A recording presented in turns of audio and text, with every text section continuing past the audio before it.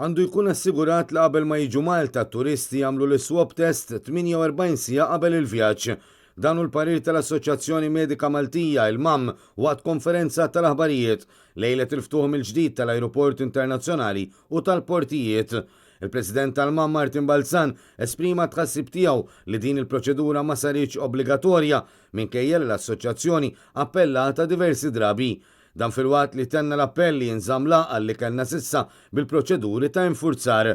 Fil-fatt il-President tal-MAM qal l-Assoċjazzjoni ma taqbilx li fil-jiem li ġejjin se jkunu qed jitneħħew il-miżuri kollha ta' infurzar.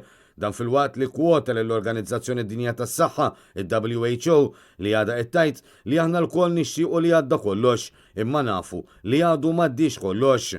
Martin Balzan qal li mar-rilass tal-miżuri għandna noqogħdu attenti li ma noħolqux riski ġodda u li ma nitilfux dak li ħsibna bl-għaqal tagħna. Fl-istess waqt appella l-attenzjoni f'diversi postijiet fejn qed ikunu rrappurtati l-abbużi bħal bars.